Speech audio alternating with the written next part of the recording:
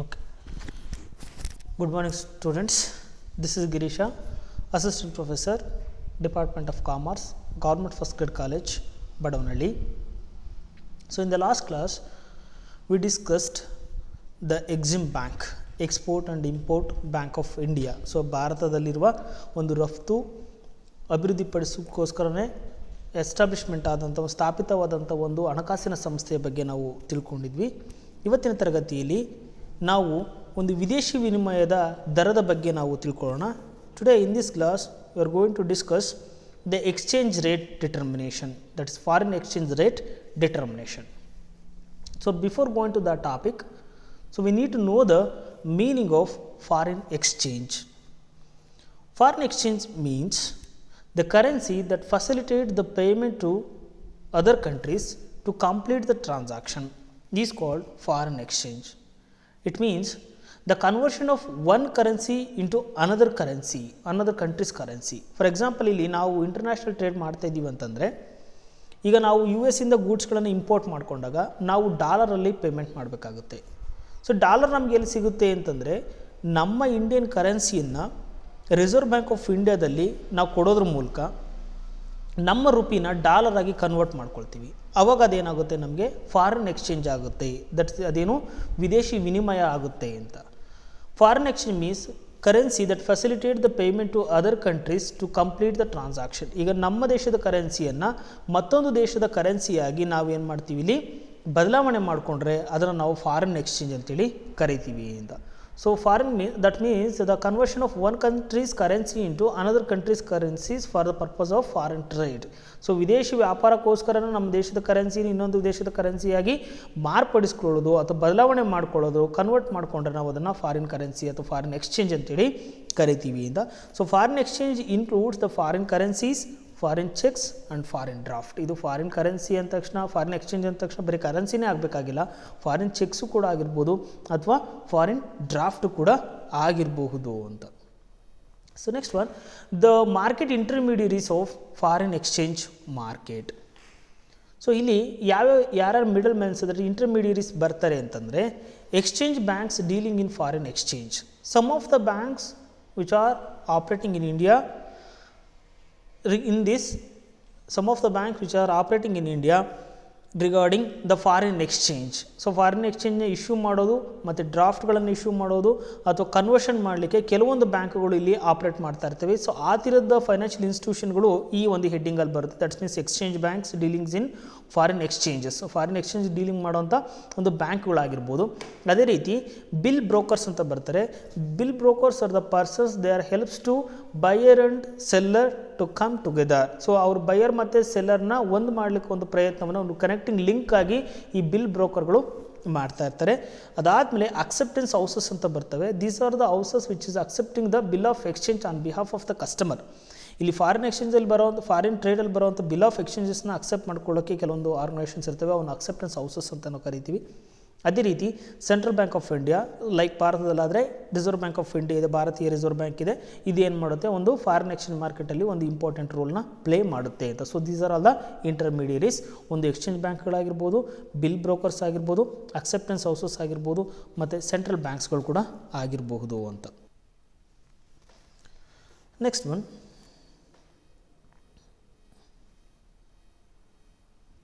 Exchange rate, foreign exchange rate determination. ಇಲ್ಲಿ foreign exchange ಅಂತಂದರೆ ನಾವು ನೋಡಿದ್ವಿ, foreign exchange means the conversion of one countries currency into another countries currency for the purpose of foreign trade. So here the transaction in foreign exchange market, transaction means the buying and selling of foreign currency take place at A rate which is called the exchange rate. For example, ಈಗ ನಮ್ಮ ದೇಶದಲ್ಲಿ ಈಗ ನಾವು Indian ಡಾಲರ್ಗೆ ಎಷ್ಟು ರುಪೀಸಲ್ಲಿ ನೋಡೋದಾದರೆ ನಮಗೆ 75, 78, 76 rupees, 70 rupees, ಈ ಥರದ್ದು ಪ್ರತಿ ಡೇ ಅದೇನಾಗ್ತದೆ, ಚೇಂಜಸ್ ಆಗ್ತಾ ಇರುತ್ತೆ. ಸೊ ಪ್ರತಿದಿನವೂ ಕೂಡ ಅದೇನಾಗುತ್ತೆ, ಎಕ್ಸ್ಚೇಂಜ್ ರೇಟ್ ಅನ್ನೋದು ಡಿಫ್ರೆನ್ಸ್ ಆಗ್ತಾ ಇರುತ್ತೆ, ಚೇಂಜಸ್ ಆಗ್ತಾ ಇರುತ್ತೆ. ಇಲ್ಲಿ ಎಕ್ಸ್ಚೇಂಜ್ ರೇಟ್ ಅಂತಂದರೆ the rate at which the currency of one country converted into another countries currencies ಅಂತ. ಒಂದು ದೇಶದ ಒಂದು ಹಣವನ್ನು ಇನ್ನೊಂದು ದೇಶವು ಹಣದೊಂದಿಗೆ ನಾವು ಮಾರ್ಪಡಣೆ ಮಾಡಬೇಕು, ಬದಲಾವಣೆ ಮಾಡಬೇಕು ಅಂತಂದರೆ, ಕನ್ವರ್ಟ್ ಮಾಡಬೇಕು ಅಂತಂದರೆ ಅದಕ್ಕೊಂದು ರೇಟ್ನ ಫಿಕ್ಸ್ ಮಾಡಿರ್ತೀವಿ. ಆ ಒಂದು ರೇಟ್ನ ನಾವು ಇಲ್ಲಿ ಎಕ್ಸ್ಚೇಂಜ್ ರೇಟ್ ಅಂತೇಳಿ ಕರಿತೀವಿ. The exchange rate in the free market determined by the demand and supply of a particular country ಅಂತ ಹೇಳ್ತೇನೆ. ಸೊ ಅದಕ್ಕಿಂತ ಮುಂಚೆ ನಾವಿಲ್ಲಿ ಎಕ್ಸ್ಚೇಂಜ್ ರೇಟ್ ಅಂತಂದರೆ first of all exchange rate is the price paid in the home currency for unit of foreign currency. ಒಂದು ದೇಶದ ಹಣವನ್ನು purchase ಮಾಡಲಿಕ್ಕೆ ಖರೀದಿ ಮಾಡಲಿಕ್ಕೆ ನಾವು ನಮ್ಮ ದೇಶದ ಎಷ್ಟು ಹಣವನ್ನು ಕೊಡ್ತೀವಿ ಅಂತ. ಫಾರ್ ಎಕ್ಸಾಂಪಲ್ ಈಗ $1ಗೆ 70 ರೂಪೀಸ್ ಅಂತ ಇರುತ್ತೆ. ನಾವು $1 ತೊಗೋಬೇಕಂದ್ರೆ 70 ರೂಪಾಯಿಗಳನ್ನು ಕೊಡಬೇಕಾಗುತ್ತೆ. £1 ತೊಗೊಳ್ಳೋಕ್ಕೆ ಒಂದು 80 ರೂಪೀಸ್ ಇದೆ ಅಥವಾ ಒಂದು 60 ರೂಪೀಸ್ ಇದೆ ಅಂದರೆ ಫಾರ್ ಎಕ್ಸಾಂಪಲ್ ನೀವು £1 ತೊಗೊಳ್ಳೋಕ್ಕೆ 60 ರೂಪಾಯಿ ಕೊಡಬೇಕಾಗುತ್ತೆ. ಈ ಒಂದು ರೇಟ್ನ ನಾವೇನಂತ ಕರಿತೀವಿ, ಎಕ್ಸ್ಚೇಂಜ್ ರೇಟ್ ಅಂತೇಳಿ ಕರಿತೀವಿ ಅಂತ. Okay, so it will quoted in 2 ways. ಇಲ್ಲಿ 2 ವಿಧದಲ್ಲಿ ಈ ಒಂದು ಫಾರಿನ್ ಎಕ್ಸ್ಚೇಂಜ್ ರೇಟ್ ಅನ್ನೋದು ಕೋಟ್ ಆಗುತ್ತೆ ಅಂದರೆ ಗೊತ್ತಾಗುತ್ತೆ. ಒಂದು 1 unit of foreign currency to a number of units of domestic currency. ಅಂದರೆ ಈಗ $1ಗೆ 70 ರೂಪಾಯಿ ಅಂತ ಹೇಳ್ತೀವಿ, 70 ರೂಪೀಸು 60 ರೂಪೀಸ್ ಅಂತ ಹೇಳ್ತೀವಿ. ಅದೇ ರೀತಿ ಈ certain number of units of foreign currency to 1 unit of domestic currency. ಅದೇ ರೀತಿ ಇಲ್ಲಿ ಇನ್ನೊಂದು ಥರ ಯಾವ ರೀತಿ ಹೇಳ್ಬೋದು, ಈಗ $1 $10 ಆದರೂ ಆಗ್ಬೋದಲ್ವಾ? ಇದು ಆಗ್ಬೋದು. ಯಾವಾಗ ಆಗ್ಬೋದು, ನಮ್ಮ ಎಕ್ಸ್ಪೋರ್ಟು ಇಂಪೋರ್ಟ್ಗಿಂತ ಜಾಸ್ತಿ ಆದಾಗ ಏನಾಗುತ್ತೆ, ನಮ್ಮ ದೇಶ US ಡೆವಲಪ್ಮೆಂಟ್ ಆದಾಗ in all the respects, so the $10 equal to $1 ಕೂಡ ಆಗ್ಬೋದು. ಸೊ ಇದನ್ನು ಆಗಲೇಬಾರ್ದು ಅಥವಾ ಆಗೋದಿಲ್ಲ ಅಂತಲೂ ಹೇಳೋಕ್ಕಾಗೋದಿಲ್ಲ. ಡೆವಲಪ್ಮೆಂಟ್ ಆದಾಗ ನಮ್ಮ ದೇಶ ಅವ್ರ ಜೊತೆಗಿಂತ ಜಾಸ್ತಿ ನಮ್ಮ ದೇಶ ಡೆವಲಪ್ಮೆಂಟ್ ಆಗ್ತಿದೆ, ಇಂಪೋರ್ಟ್ ಜಾಸ್ತಿ ಆಗ್ತಿದೆ, ಎಕ್ಸ್ಪೋರ್ಟ್ ಜಾಸ್ತಿ ಆಗ್ತಿದೆ ಇಂಪೋರ್ಟೆಂಟ್ಗಿಂತ ಅಂತಾದಾಗ, ಸೊ ಮೇ ಬಿ ರುಪಿ ವ್ಯಾಲ್ಯೂಗೆ ಡಿಮ್ಯಾಂಡ್ ಜಾಸ್ತಿ ಆಗಿ ಡಾಲರ್ ವ್ಯಾಲ್ಯೂಗೆ ಡಿಮ್ಯಾಂಡ್ ಕಡಿಮೆ ಆದಾಗ ಏನಾಗುತ್ತೆ, ಆಟೋಮೆಟಿಕ್ಲಿ $1 ಈಕ್ವಲ್ ಟು $10 ಕೂಡ ಆಗಬಹುದು. ನೋಡೋಣ. ಓಕೆ, ಸೊ ಇಲ್ಲಿ 2 ಮೆಥಡ್ಸ್ ಬರುತ್ತೆ, 2 ಕೋಡ್ಸ್ ಬರುತ್ತೆ. ಒಂದು 1 unit of foreign currency into a number of units of domestic currency, ಅಥವಾ a certain number of units of foreign currency to 1 unit of domestic currency. ಅಂದರೆ $1ಗೆ 70 ರೂಪೀಸ್ ಈಗ ಏನು ಕೊಡ್ತಾ ಇದ್ದೀವಿ, ಅದೇನೇ $1ಗೆ $10 ಅಥವಾ $70 ಕೊಡ್ಬೋದು. ಸೊ ಆ ಥರನೂ ಕೂಡ ನಾವಿಲ್ಲಿ ಹೇಳ್ಬೋದು ಅಂತ. ಕ್ಲಿಯರ್ ಅಲ್ಲ? So next one, exchange rate determination. ಹಾಗಾದರೆ ಈ ರೇಟ್ ಹೆಂಗೆ ಫಿಕ್ಸ್ ಆಗುತ್ತೆ, ಯಾರು ಫಿಕ್ಸ್ ಮಾಡ್ತಾರೆ ಇದನ್ನು ಅಂತಂದರೆ, the exchange rate in a free market determined by demand and supply of foreign exchange of a particular country. So ಒಂದು ನಮಗೆ ಗೊತ್ತಿದೆ, ಒಂದು ಮಾರುಕಟ್ಟೆಯಲ್ಲಿ ಬೆಲೆ ನಿರ್ಧಾರ ಮಾಡುವಂಥ ಅಂಶಗಳು ಪ್ರೈಸ್ ಡಿಟರ್ಮಿನೆಂಟ್ಸ್ ಅಂತಂದರೆ ಡಿಮಾಂಡ್ ಆ್ಯಂಡ್ ಸಪ್ಲೈ ಅಂತ ಹೇಳ್ತೀವಿ. The intersection points between demand and supply that will be the price. So demand ಮತ್ತು ಸಪ್ಲೈ ನಾವು ಎಲ್ಲಿ ಕಟ್ ಆಗುತ್ತೆ ಅದು ಇಂಟರ್ಸೆಕ್ಷನ್ ಆಗ್ತವೆ, ಸೊ ಅದನ್ನು ಪ್ರೈಸ್ ಅಂತ ಹೆಂಗೆ ಹೇಳ್ತೀವೋ ಅದೇ ರೀತಿ ಫಾರಿನ್ ಮಾರ್ಕೆಟಲ್ಲಿ, ಇನ್ ದ ಫ್ರೀ ಮಾರ್ಕೆಟಲ್ಲಿ demand and supply of foreign currency, so ಅದೇನಾಗುತ್ತೆ, ಡಿಟರ್ಮಿನೆಂಟ್ಸ್ ಆಗುತ್ತೆ. ಒಂದು ದೇಶದ ಒಂದು ಕರೆನ್ಸಿ ಯಾವ ರೀತಿ ಡಿಟರ್ಮೈನ್ ಆಗುತ್ತೆ, ಫಾರಿನ್ ಎಕ್ಸ್ಚೇಂಜ್ ರೇಟ್ ಆಗುತ್ತೆ ಅಂತಂದರೆ, ಡಿಟರ್ಮೈನ್ ಆಗುತ್ತೆ ಅಂದರೆ the demand and supply of A currency of a particular country in a foreign market. So ಒಂದು ವಿದೇಶಿ ವ್ಯಾಪಾರದಲ್ಲಿ, ಒಂದೊಂದು ವಿದೇಶಿ ಮಾರುಕಟ್ಟೆಯಲ್ಲಿ ಏನು ಆ ದೇಶದ ಒಂದು ಕರೆನ್ಸಿಗೆ ಎಷ್ಟು ಡಿಮ್ಯಾಂಡ್ ಇದೆ, ಎಷ್ಟು ಸಪ್ಲೈ ಇದೆ, ಅದು ಇಂಟರ್ಸೆಕ್ಷನ್ ಪಾಯಿಂಟ್ ಏನಾಗಿರುತ್ತೆ ಅಂದರೆ ಆ ದೇಶದ ಒಂದು ಎಕ್ಸ್ಚೇಂಜ್ ರೇಟ್ ಆಗಿರುತ್ತೆ ಅಂತ. ಕ್ಲಿಯರ್ ಅಲ್ಲ? So this is about the exchange rate determination. So next one, demand for, ನಾನು ಆಲ್ರೆಡಿ ಹೇಳಿದೆ ಒಂದು ಫಾರಿನ್ ಎಕ್ಸ್ಚೇಂಜ್ ರೇಟ್ ಯಾವ ರೀತಿ ಡಿಸೈಡ್ ಆಗುತ್ತೆ ಅಂದರೆ ಡಿಮಾಂಡ್ ಆ್ಯಂಡ್ ಸಪ್ಲೈ ಅಂತ ಹೇಳಿದ್ನಲ್ಲ. ಸೊ ಅದೇ ರೀತಿ ಹಾಗಾದರೆ ಡಿಮಾಂಡ್ ಏನೇನಕ್ಕೆ ಡಿಮಾಂಡ್ ಇರುತ್ತೆ, what is the purpose of foreign exchange ಅಂತಂದರೆ, the demand for foreign exchange is determined by the countries. First point, import of goods and services.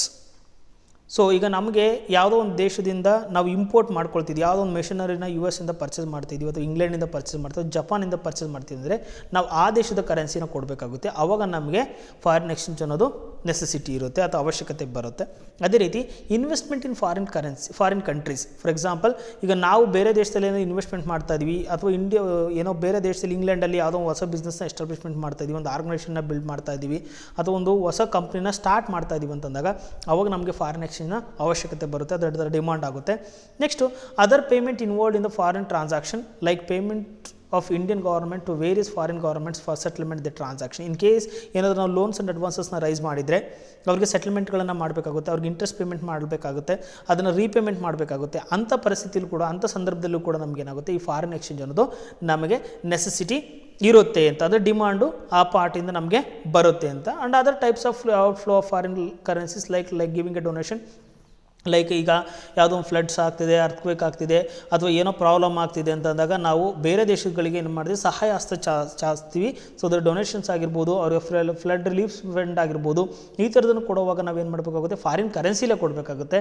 ಯಾಕೆ ಅಂತಂದರೆ ನಮ್ಮ ಕರೆನ್ಸಿ ಅಲ್ಲಿ ನಡೆಯೋದಿಲ್ಲ, ಓಕೆ, ಅದಕ್ಕೆ ಲೀಗಲ್ ಟೆನ್ಯೂರ್ ಇರೋದಿಲ್ಲ. ಸೊ ಆ ಪರ್ಪಸ್ಗೆ ನಾವು ಫಾರಿನ್ ಕರೆನ್ಸಿನಲ್ಲೇ ನಾವೇನು ಮಾಡಬೇಕಾಗುತ್ತೆ, ಕೊಡಬೇಕಾಗುತ್ತೆ. So these are all the demand for foreign exchange.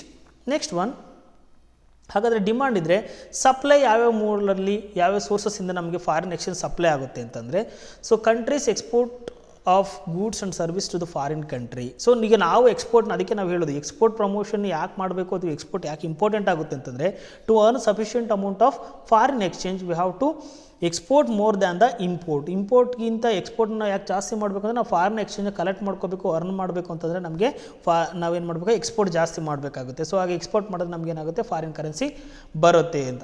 So next one, payment made by the foreign government to Indian government for settlement their transaction. If in case we are granting a loans, we grant a loans and advances to some other countries in the last year or before last year, ಅಥವಾ ಯಾವಾಗಲೂ ಒಂದು 10 ವರ್ಷದ ಹಿಂದೆ ನಾವು ಯಾವತ್ತೂ ಅವ್ರಿಗೆ ಲೋನ್ಗಳು ಕೊಟ್ಟಿದ್ವಿ, ಅವ್ರು ನಮಗೆ ರೆಗ್ಯುಲರಾಗಿ ಇಂಟ್ರೆಸ್ಟ್ ಕಟ್ತಾ ಇದ್ದಾರೆ ಅಥವಾ ವಾಪಸ್ ಅಮೌಂಟ್ ರೀಪೇಮೆಂಟ್ ಮಾಡ್ತಾ ಇದ್ದಾರೆ ಅಂದರೆ, ಆವಾಗ ಅವ್ರು ಏನು ಮಾಡಬೇಕಾಗುತ್ತೆ, ನಮಗೆ ಫಾರಿನ್ ಕರೆನ್ಸಿನಲ್ಲಿ ಅವರು ನಮಗೆ ರೀಪೇಮೆಂಟ್ ಮಾಡಬೇಕಾಗುತ್ತೆ ಅಂತ. ಸೊ ನೆಕ್ಸ್ಟ್ ಒಂದು ಇನ್ಫ್ಲೋ ಆಫ್ ಫಾರಿನ್ ಕ್ಯಾಪಿಟಲ್ ಅಂತ, ಸಪೋಸ್ ಈಗ FDI ಅಂತ ನಾವು ಹೇಳ್ತೀವಿ. ಸೊ ಬೇರೆ ದೇಶಗಳು ಕಂಪ್ನಿಗಳು ನಮ್ಮ ದೇಶದಲ್ಲಿ ಬಂದು ಕಂಪ್ನಿನ ಎಸ್ಟಾಬ್ಲಿಷ್ಮೆಂಟ್ ಮಾಡ್ತಿದ್ದಾರೆ ಅಂತಂದರೆ, ಅವಾಗ ಇನ್ಫ್ಲೋ ಆಫ್ ಏನಾಗುತ್ತೆ, ಫಾರಿನ್ ಎಕ್ಸ್ಚೇಂಜ್ ಆಗುತ್ತೆ. So these are all the different modes of supply of foreign exchange to India. Another one, the other inflow of foreign capital like remittance by the non-residents of India and donation received etc. Like ಈಗ ನಮ್ಮ ದೇಶದ youths ಅಥವಾ ನಮ್ಮ ದೇಶದಲ್ಲಿರೋ people's ಏನು ಮಾಡ್ತಿದ್ದಾರೆ, ಬೇರೆ ದೇಶದಲ್ಲಿ ಎಂಪ್ಲಾಯೀಸ್ಗಳಾಗಿರ್ತಾರೆ, US ಅಲ್ಲೋ ಅವರ ಸೌದಿಲೋ ಅಥವಾ ಯಾವುದೋ ಫಾರಿನ್ ಕಂಟ್ರೀಸ್ಗಳಲ್ಲಿ ಏನಾದರೂ ಎಷ್ಟು ಎಂಪ್ಲಾಯೀಸ್ಗಳಾಗಿದ್ದರೆ ಅವ್ರೇನು ಮಾಡ್ತಾರೆ, ಇಲ್ಲಿಗೆ ವಾಪಸ್ ಬಂದಾಗ ಅವ್ರ ರೆಮಿಟೆನ್ಸ್ ಆಗಿರ್ಬೋದು, ಅವರ ಕರೆನ್ಸಿ ಏನು ಮಾಡ್ತಾರೆ, ಕನ್ವರ್ಷನ್ ಮಾಡ್ಕೊತಾರೆ. NRSಗಳು ಇನ್ನು ಇಂಡಿಯನ್ ನಾನ್ ರೆಸಿಡೆಂಟ್ಗಳು ಏನಿರ್ತಾರೆ, ಸೊ ಅವ್ರುಗಳು ಏನಿರ್ತಾರೆ ಕನ್ವರ್ಷನ್ ಮಾಡ್ಕೊತಾರೆ. ಇವೆಲ್ಲ ಸೋರ್ಸಸ್ಸಿಂದ ಅದೇ ರೀತಿ ಡೊನೇಷನ್ ನಮಗೂ ಕೂಡ ಬರುತ್ತೆ.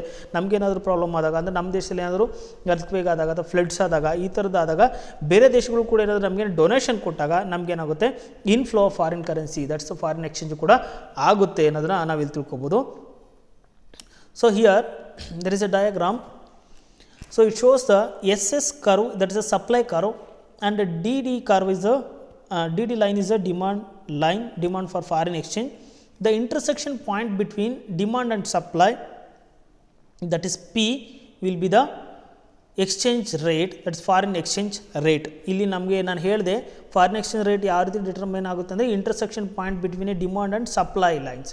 ಸೊ ಇವೆರಡು ಪಾಯಿಂಟ್ ಎಲ್ಲಿ ಇಂಟರ್ಸೆಕ್ಷನ್ ಆಗುತ್ತೋ, ಸೊ ಆ ಪಾಯಿಂಟಲ್ಲಿ ನಮಗೇನಾಗುತ್ತೆ, ಒಂದು ಪ್ರೈಸ್ ಅನ್ನೋದು ಸಿಗ್ತಾ ಹೋಗುತ್ತೆ. ಅದನ್ನು ನಾವು ಎಕ್ಸ್ಚೇಂಜ್ ರೇಟ್ ಅಂತೇಳಿ ಕರಿತೀವಿ ಅಂತ. ಕ್ಲಿಯರ್ ಅಲ್ಲ? ಸೊ ಇಷ್ಟು ಪಾಯಿಂಟು ಈ ಸೆಷನ್ಗೆ ಸಂಬಂಧಪಟ್ಟ ಹಾಗೆ. Okay, thank you.